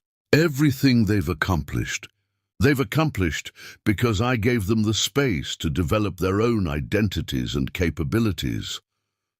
I've always been proud of my daughter's achievements, he continued. Now that she's established herself as a successful entrepreneur, I hope we can begin building the father-daughter relationship that circumstances prevented us from developing earlier.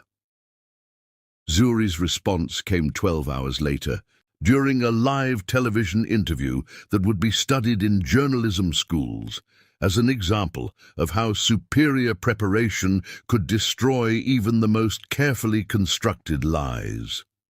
She had agreed to appear on 60 Minutes with Sandra Williams, the same reporter who had attempted to portray her as an exploited child genius 3 years earlier. Zuri, Williams began, your biological father says he stayed away to give you space to develop independently. What's your response to that explanation? 14-year-old Zuri looked directly into the camera with the controlled fury of someone who had spent years preparing for this moment. Ms. Williams, I have copies of every legal document filed in my parents' divorce proceedings. Jonathan Hayes didn't stay away to give us space. He fought to eliminate his financial obligations to us. He filed fraudulent insurance claims to stick my mother with medical bills. He attempted to seize custody of me only after learning I was profitable. He has tried to acquire my technology through shell companies for the past 2 years. She reached into a briefcase and pulled out a folder, thick with documents that made Williams's eyes widen with journalistic excitement. These are emails between Hayes Construction and Hayes Technology Solutions, outlining strategies to gain access to my patents through business relationships. These are recordings of conversations where my biological father discussed acquiring my company without revealing his identity. These are financial records showing that every attempt he has made to contact me has been motivated by business interests, not parental love. The interview that followed lasted 43 minutes and systematically demolished every aspect of Jonathan's carefully constructed rehabilitation narrative. Zuri presented evidence of his abandonment, his legal attacks, his business espionage, and his current attempts to exploit their biological connection for financial gain. But the moment that would be replayed on news programs for months came when Williams asked about forgiveness. Despite everything he's done, is there any part of you that wants a relationship with your father? Zuri's expression softened slightly, and for a moment she looked like the 14-year-old child she was beneath her executive authority. Ms. Williams, I learned about fathers by watching my mother work 18-hour days to build us a kingdom. I learned about loyalty by seeing her sacrifice everything to give me opportunities. I learned about love by growing up with someone who fought the world to protect my dreams. She paused, gathering herself for the words that would define their relationship forever. Jonathan Hayes contributed DNA to my existence. That doesn't make him my father. That makes him a sperm donor who abandoned his responsibility and is now demanding credit for the empire we built without him. The response was immediate and overwhelming.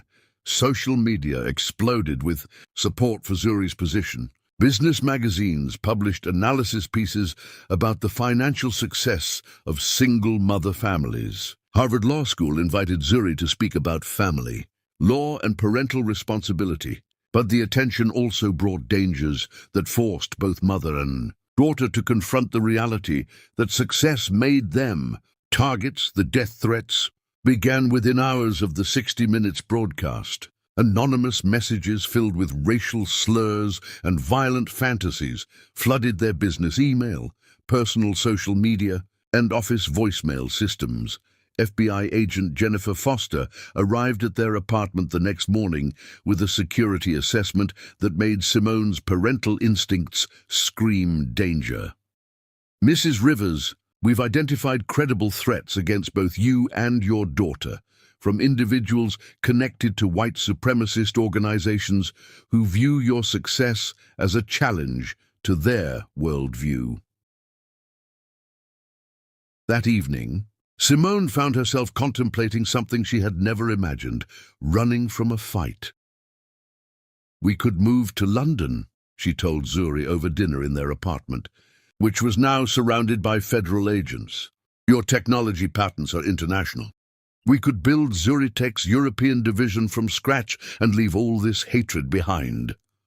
Zuri set down her fork and looked at her mother with an expression that combined disappointment with absolute resolve. "Mama, you taught me that queens don't run from battles. You showed me that strength comes from facing people who want to destroy you and proving that their hatred makes you stronger, not weaker. This is different, beautiful queen. These people want to hurt you because of who you are, not what you've accomplished. Then they've already lost," Zuri said, with the quiet confidence of someone who had inherited her mother's strategic mind and magnified it with her own mathematical precision. "We don't run from cowards, Mama. We make them irrelevant." 6 weeks later, Zuri Rivers became the youngest person in American history to testify before a congressional hearing on diversity and innovation in the technology industry. Standing behind the witness table in the House of Representatives, addressing congressmen and media representatives from around the world, she delivered testimony that would be quoted in business schools and civil rights organizations for decades. "Representatives," she began, her 14-year-old voice carrying across the chamber with absolute authority. "America's technology leadership depends on harvesting intelligence from every community, every background, and every kind of mind. When we exclude people because of what they look like rather than what they can contribute, we handicap ourselves in global competition."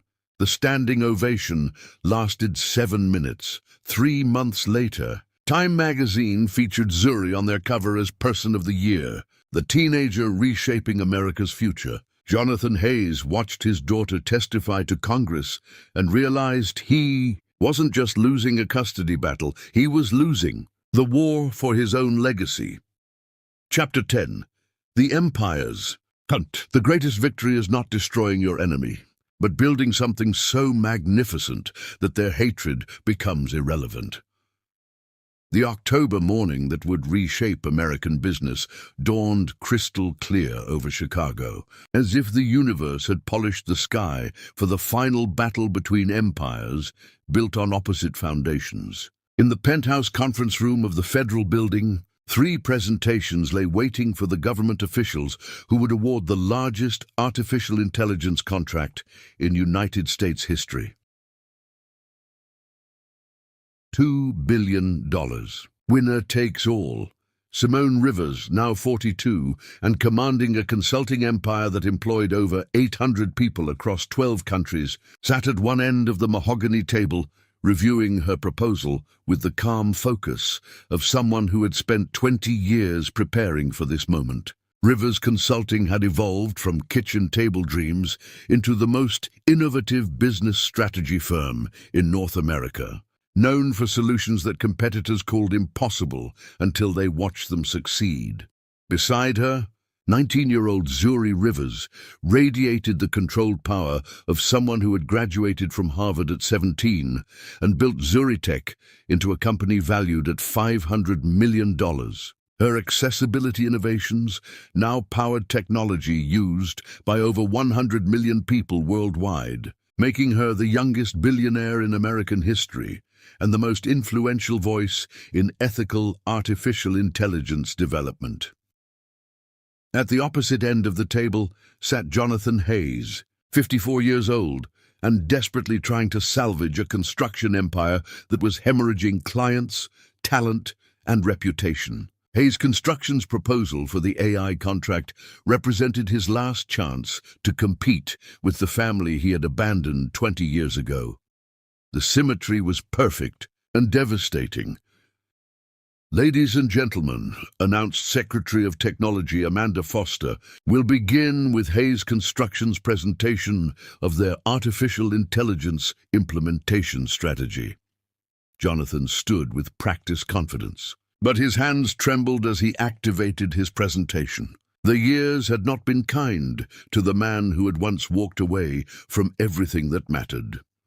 The Hayes AI platform represents traditional American values applied to cutting-edge technology. Our approach prioritizes established security protocols and time-tested implementation strategies.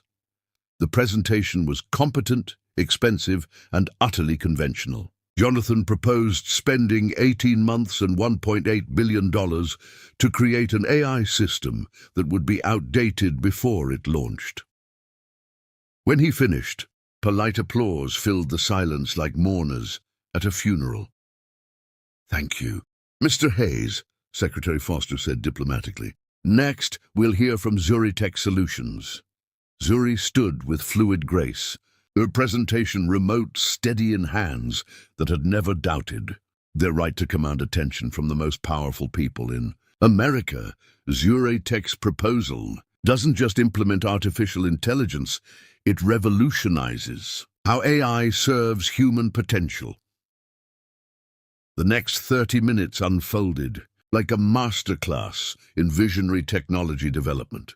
Zuri presented an AI system that would cost $1.2 billion, launch in 10 months, and deliver capabilities that made existing government technology look like typewriters in a smartphone world. Traditional AI systems work for traditional users, she explained, demonstrating interfaces that adapted to different cognitive abilities, physical limitations, and learning styles. Our platform works for everyone, which means it works better for anyone. The government officials asked technical questions that would have stumped MIT professors. Zuri answered each one with the casual precision of someone explaining basic mathematics to elementary school students. When her presentation ended, the applause carried the energy of people who had just witnessed something extraordinary. Finally, Secretary Foster announced, Rivers Consulting will present their strategic implementation analysis. Simone stood with the authority of someone who had spent 20 years proving that excellence knew no boundaries. Her proposal wasn't just about artificial intelligence, it was about transforming how America approached innovation, diversity, and strategic thinking. The question isn't whether America can build superior artificial intelligence, she began. The question is whether we're smart enough to harness intelligence from every community, every background, and every kind of mind. But the moment that would be remembered came when she addressed the elephant in the room. Some of you might wonder whether personal history affects professional judgment. I can assure you that the best strategy comes from evaluating results, not relationships. Rivers Consulting recommends Zuri Tech Solutions because they offer the most innovative, cost-effective, and ethically sound approach to artificial intelligence development. Jonathan's face flushed with recognition of what had just happened. His ex-wife had not only outmaneuvered him strategically, she had demonstrated that her judgment transcended personal vendetta. The voting was unanimous. Zuri Tech Solutions won the contract, with Rivers Consulting selected as the primary implementation partner. As government officials filed out discussing timelines and security clearances, Jonathan lingered near the conference table, studying the family he had abandoned with expressions of loss so profound it felt like watching someone realize they had thrown away winning lottery tickets. "Simone," he said quietly, "could we talk?" "Privately?" "We are talking," she replied, packing her materials while Zuri collected congratulations from officials. "What did you want to say?"